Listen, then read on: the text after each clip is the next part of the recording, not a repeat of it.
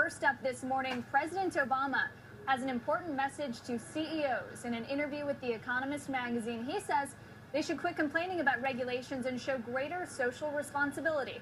Let's take a listen.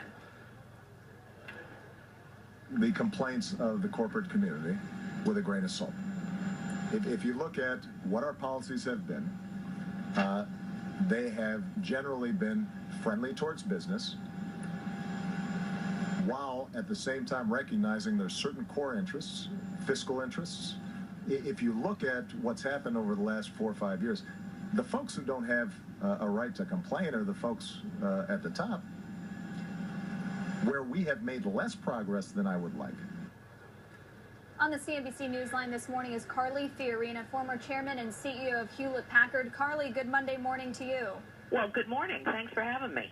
I imagine you have a lot of thoughts on these comments, but the main gripe from the president seems to be that the public complaints and the private complaints of CEOs are very different. He says that when he meets privately with them, they talk about wanting to advance certain policies that his administration has gotten behind, but then publicly, all they care about is their tax break. What do you make of the comments? Well, you know, honestly, I think this is unfortunate, this set of comments, for 3 reasons. First of all, President Obama does plenty of complaining himself about anyone who dares to disagree with him. Last week it was Republicans, this week it's CEOs.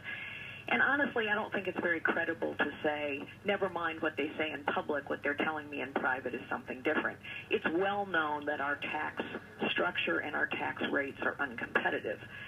Secondly, this set of comments is particularly unfortunate because the president either doesn't understand or doesn't care that the very complex tax and regulatory structure that these CEOs are complaining about hurts the middle class most. And it hurts the middle class most because small businesses and Main Street entrepreneurs can't deal with that complexity. A big business may complain about it, but it can hire the accountants and the lawyers and the lobbyists to try and manage through it. Small businesses can't. And in fact, it's very clear that small business owners and entrepreneurs are in trouble right now. More small businesses are failing, fewer starting, and entrepreneurs say that too much regulation is their biggest issue. So Obama's policies are actually hurting the middle class. And finally, I find it very unfortunate that, again, either he doesn't know or he doesn't care, that these CEOs and their companies are investing a lot in their corporate social responsibility programs, and that corporate America is making a huge difference when it comes to education, economic development, support of small businesses, entrepreneurship, and he just dismisses all of that. It's a very unfortunate set of comments. Is he really dismissing it, though? I mean, you're right, of course, but doesn't he have a point? Look at the stock market over the past 6 years. Look at the expanding wealth gap.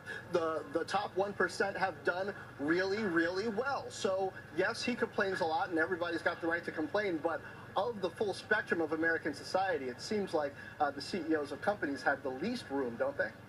Well, the CEOs of companies are complaining about policies that hurt business development, business expansion, and employment. And they're exactly right in that. Secondly, you're absolutely right. The stock market has done great. Why? In large measure because the Federal Reserve's policies of printing money have made the stock market the only game in town. Why? Because equity owners, whether they own property or own stocks, have done very well. Who's done very badly under this administration's policies? Small business, Main Street, community banking. President Obama's policies are hurting the folks that he claims to be helping.